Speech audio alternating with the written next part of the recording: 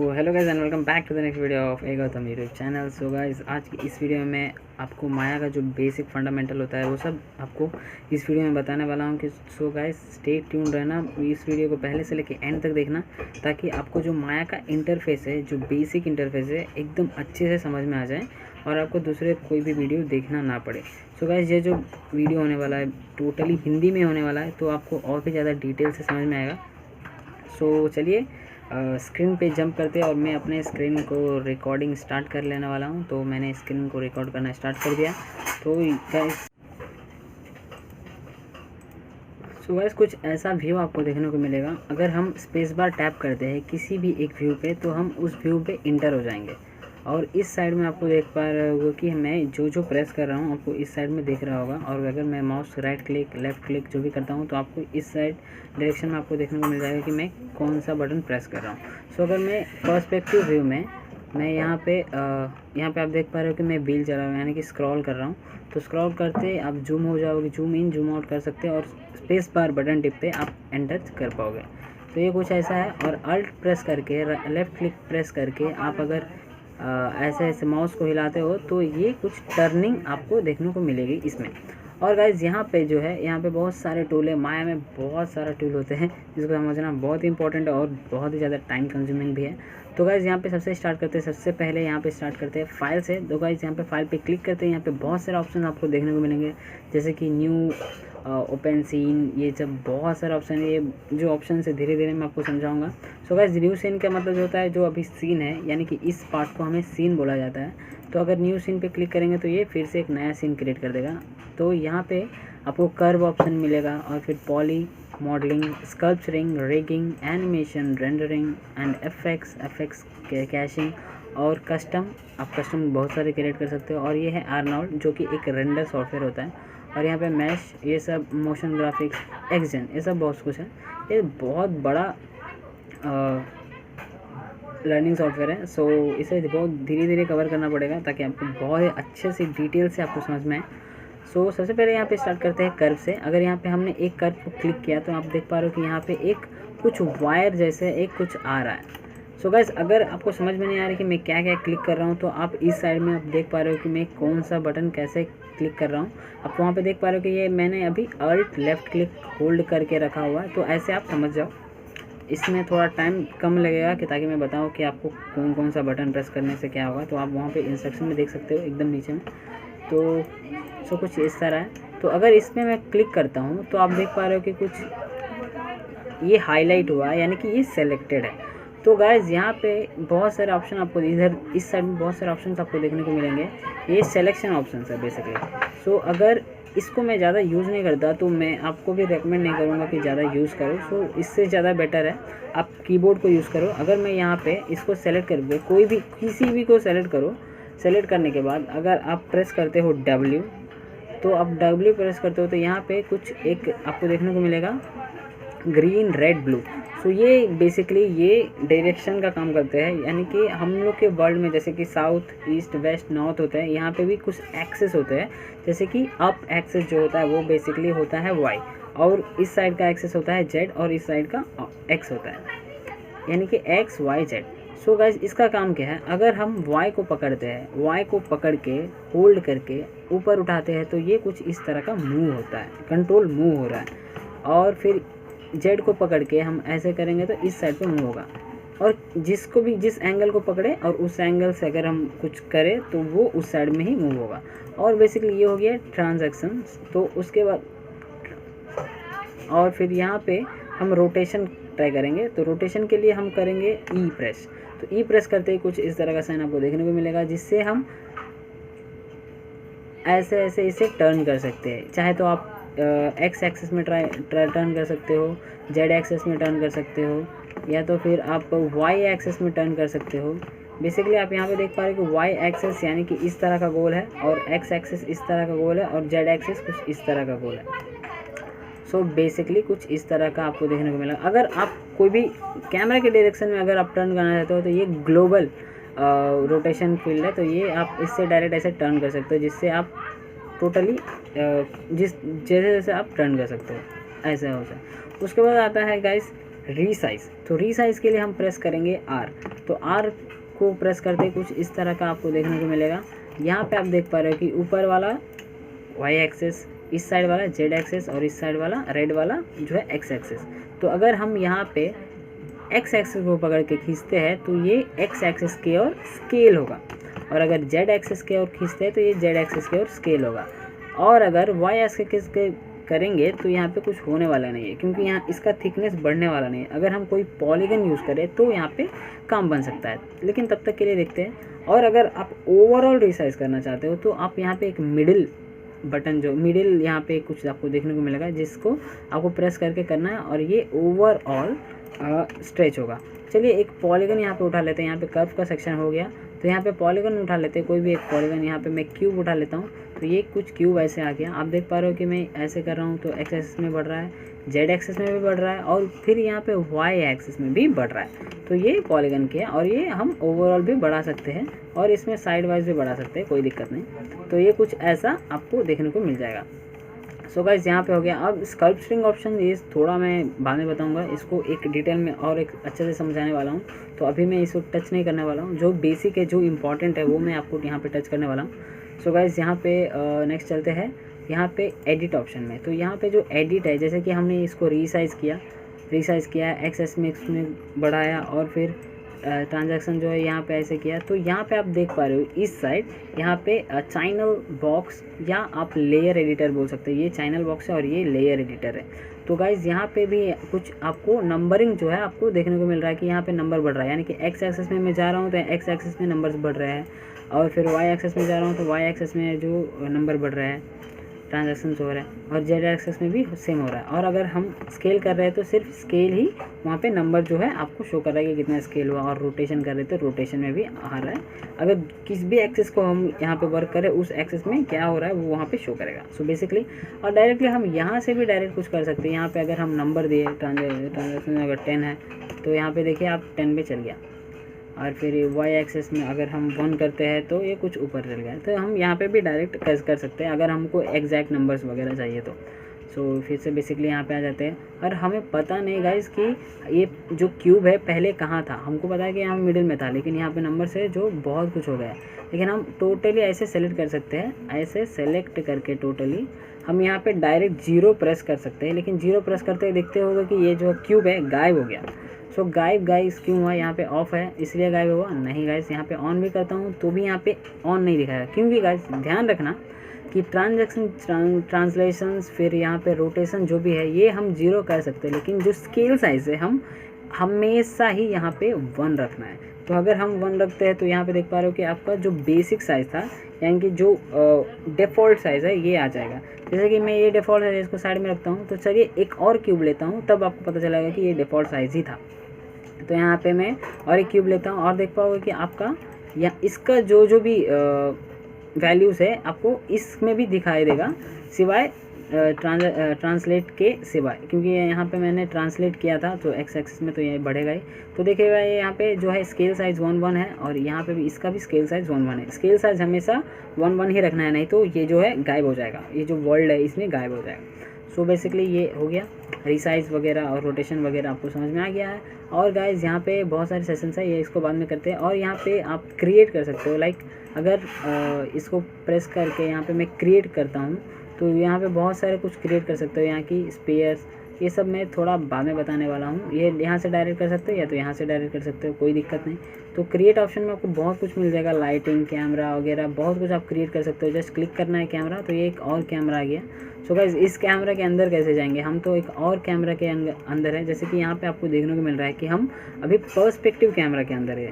तो पर्सपेक्टिव से इस कैमरे के अंदर कैसे जाना है? तो यहाँ पे इसके नीचे अगर आप ध्यान से देखोगे तो यहाँ पे आउटलाइन आपको देखने को मिलेगा। आउटलाइन क्या, यानी कि जो हमारे सीन में जो भी कुछ भी है ये हमें आउटलाइन में शो करेगा कि हमारे जो सीन है, माया सीन में कौन कौन से जो पॉलीगन्स है, जो भी मटेरियल्स है, कितना यूज़ हुआ है, ये यहाँ पे आपको शो करेगा। तो ये बेसिकली ये कैमरा है। अगर यहाँ से भी हम डायरेक्ट सेलेक्ट कर सकते हैं, नब्स को सेलेक्ट किया, क्यूब को सेलेक्ट किया, ये कर सकते हैं। तो चलिए इसके कैमरे के अंदर जाते हैं। इस कैमरे के अंदर जाने यानी क्या, तो यहाँ पे आपको बहुत सारे सेक्शन यहाँ पे देखने को मिलेंगे। यहाँ पे व्यू ऑप्शन है, सेलेक्ट कैमरा, तो ये कैमरा जो अभी का जो कैमरा के अंदर है हम वो कैमरा सेलेक्ट हो गया ऑटोमेटिकली। और उसके गाइस यहाँ पे लॉक कैमरा, लॉक अगर करेंगे तो ये कुछ घूमेगा नहीं। अब हम यहाँ पे देख पा रहे हो कि मैं व्हील चला रहा हूँ, अल्ट प्रेस कर कुछ भी कर रहा हूँ, ट्राई कर रहा हूँ, लेकिन कुछ हो नहीं रहा है क्योंकि ये लॉक है। आप लॉक यहाँ से भी डायरेक्ट अनलॉक कर सकते हो ऐसे, और यहाँ से भी कैमरा को डायरेक्ट सेलेक्ट कर सकते हो। सो यहाँ पे ये हो गया। और उसके बाद जो शेडिंग ऑप्शन है आपको यहाँ पे देखने को मिलेगा। यहाँ पे वायर फ्रेम शेडिंग है, फिर स्मूथ शेडिंग है, फ्लैट शेडिंग, ये सब शेडिंग्स लाइट्स वगैरह मैं जब बताऊँगा तब आपको समझ में आएगा। तब तक के लिए यहाँ पे जाता हूँ लाइट सेक्शन में, तो ये भी सेम लाइट सेक्शन, कोई ज़रूरत नहीं है अभी के लिए। और ये शो सेक्शन है, यहाँ पे शो में इतने सारे ऑप्शंस आपको यहाँ पे देखने को मिलेंगे जो कि टिक आउट है, यानी कि ये आपको दिखेंगे। अगर मैं यहाँ पे नन कर देता हूँ तो आपको यहाँ पे कुछ भी नहीं दिखेगा। सो गाइज बेसिकली जो हमारा क्यूब था वो था पॉलीगन। तो चलिए यहाँ पे ढूंढते हैं कि पॉलीगन किधर है। पॉलीगन, हाँ पॉलीगन्स। तो अगर हम पॉलीगन्स पे क्लिक करेंगे तो आप देख पा रहे हो कि सिर्फ और सिर्फ जो है पॉलीगन्स ही हमको यहाँ पे दिख रहा है। और गाइज जो हमने सर्कल यहाँ एक गोल वाला तार जैसा एक कुछ हमने यहाँ पे लेके आया था, तो उसका नाम क्या है? तो ये बेसिकली होता है नर्व्स कर्व्स से होता है। तो यहाँ पे अगर क्लिक करें तो आप देख पा रहे हो कि ये नर्व्स कर्व भी यहाँ पे आ गया। तो सिर्फ और सिर्फ यहाँ पे है, और बहुत सारे डायनामिक्स वगैरह बहुत कुछ है। आप चाहे तो ग्रिड को भी यहाँ पे डायरेक्ट बंद कर सकते हो। सो गाइज ग्रिड यहाँ से भी आप ऑन ऑफ कर सकते हो। ये ग्रिड होता है गाइज, यानी कि हमें पहले ही बता देते, मतलब ये एक इमेजिनरी एक प्लेसमेंट होता है जिससे हमें पता चलता है कि यहाँ पे हमें वर्क करना है, और इतने सारे मतलब अंदाज से कितने इंचेस का क्या क्या होता है ये सब यहाँ पे दिखने को मिल जाएगा।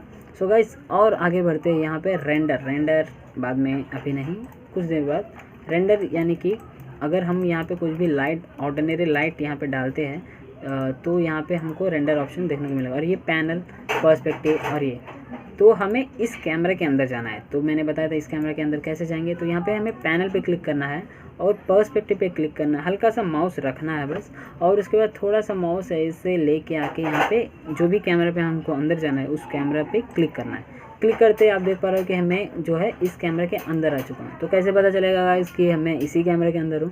तो चलिए कैमरे को सेलेक्ट कर लेते हैं। तो ये जो है कैमरा सिलेक्शन, इस पर क्लिक करते आप देख पा रहे हो कि जो मैं कैमरा 1 के कैमरा में आ गया हूँ। तो गाइस मैं यहाँ पे टॉप में लेके आ जाता हूँ। तो वो जो कैमरा था पहले यहाँ था, अभी देखिए टॉप में आ गया। तो चलिए फिर से मैं पर्सपेक्टिव कैमरा में जाता हूँ, ये पर्सपेक्टिव कैमरा।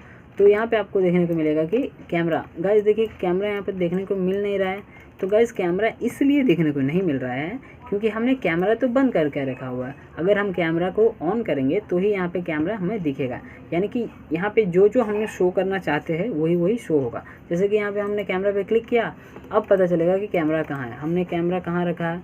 सो गाइस जो कैमरा था बहुत ही ज़्यादा ऊपर था। तो गाइस ये कैमरा को हम ऐसे सेलेक्ट करके W प्रेस करके यहाँ पे जो कैमरा है इसको ऐसे नीचे भी लेके आ सकते हैं। तो यहाँ पे आपको कैमरा दिख रहा है नॉर्मली बेसिकली। और अगर यहाँ पे कैमरा का ऑप्शन यहाँ पे बंद कर देते हैं तो वो कैमरा गायब हो जाएगा। तो हमें कैमरा का ऑप्शन अगर चाहिए तो हम यहाँ पे ऑन कर सकते हैं। सो गाइस फिर से देखेंगे, फिर से इसके अंदर जाएंगे कैमरा में, देख पा रहे हो कि यहाँ पे जो है ये बदल चुका है कैमरा एंगल, पहले जो था वो नहीं, क्योंकि हमने ट्रांसलेट वाइज से हमने नीचे डाल दिया। सो कुछ इस तरह का ही होता है। तो गाइस आप और गाइस ये देखिए कुछ सीन में गड़बड़ी लग रही है कि हमें सीन हाथ से कंट्रोल नहीं हो पा रही है ठीक से। तब हम क्या करेंगे गाइस, कोई भी जो सीन में कोई भी अगर पॉलीगन हो, सर्कल हो, कुछ भी हो, हमें जस्ट उस पर सेलेक्ट करना है, सेलेक्ट करके F प्रेस करना है ताकि वो जूम हो जाए। F यानी होता है जूम और A यानी होता है जूम आउट।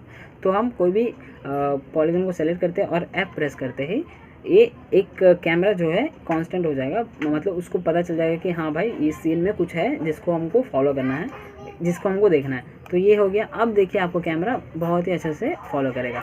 अगर आपका कैमरा में कुछ गड़बड़ होता है जैसे जैसे हो रहा है तो आपको कुछ करना है, जस्ट किसी भी एक पे क्लिक करना है और F पे प्रेस करना है, वो कैमरा ठीक हो जाएगा।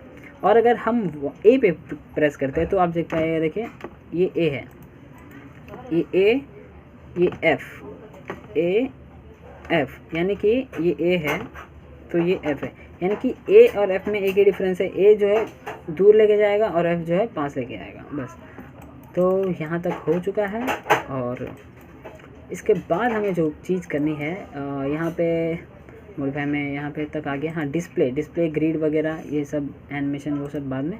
और विंडोज़ के ऑप्शन में अगर आते हैं तो यहाँ पे वर्क स्पेस आपको देखने को मिलेगा, यानी कि आप कौन से काम को कर रहे हो इस पे डिपेंड करता है।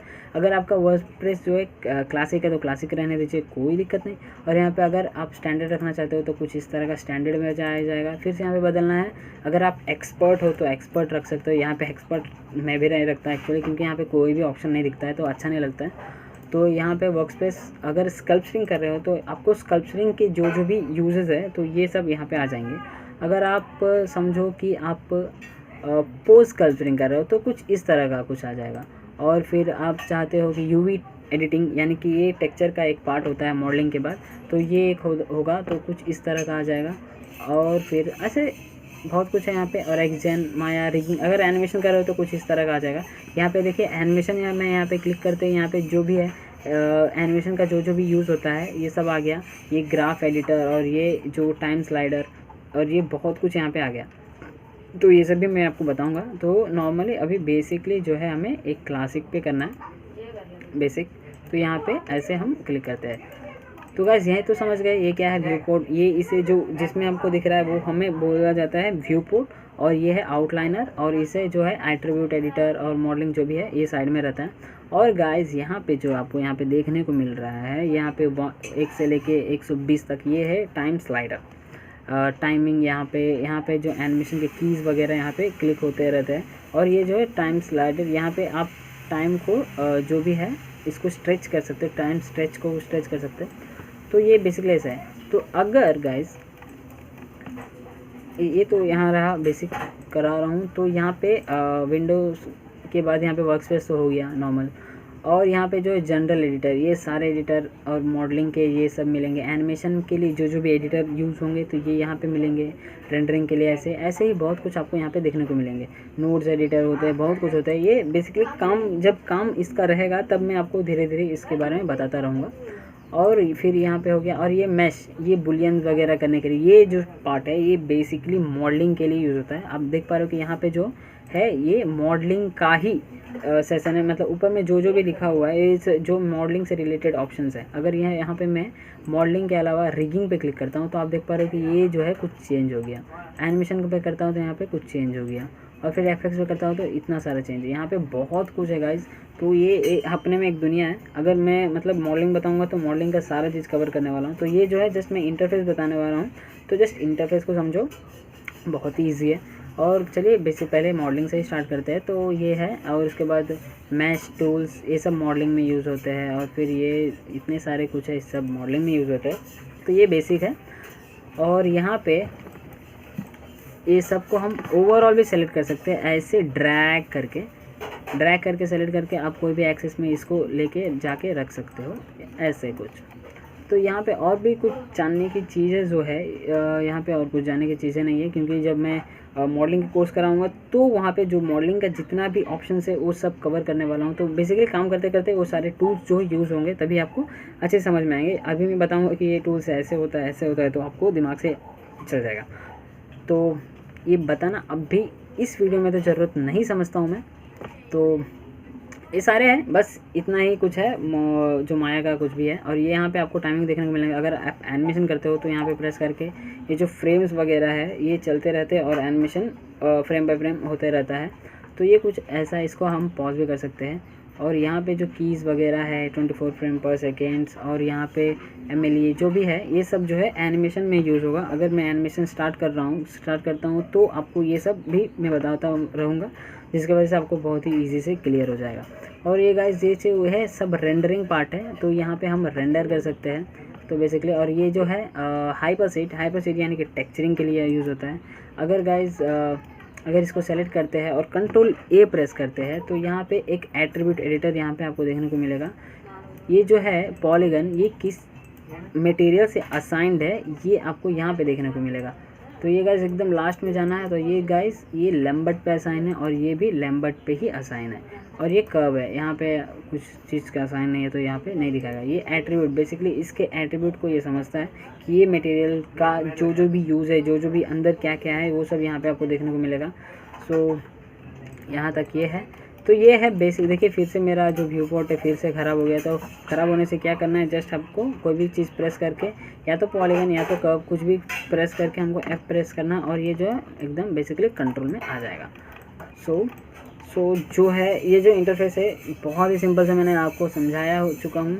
तो ये बेसिक इंटरफेस है जिसको आपको बहुत ही ध्यान से समझ लेना है। और इसके बाद वाला जो चैप्टर होगा वो होगा बेसिकली मॉडलिंग पे। मॉडलिंग एक्चुअली मैंने ऑलरेडी सिखाया हुआ है, आप लिंक जो है डिस्क्रिप्शन में आपको देखने को मिल जाएगी। और वहाँ पे आपको जो बेसिक मॉडलिंग वगैरह होता है, बेसिक मॉडलिंग, लाइटिंग और टेक्चरिंग, रेंडरिंग, जो भी नॉर्मल बेसिक माया मैंने वहाँ पे सिखा चुका हूँ। ये तो मैंने इंटरफेस नहीं सिखाया बोल के मैं फिर से सिखा रहा हूँ।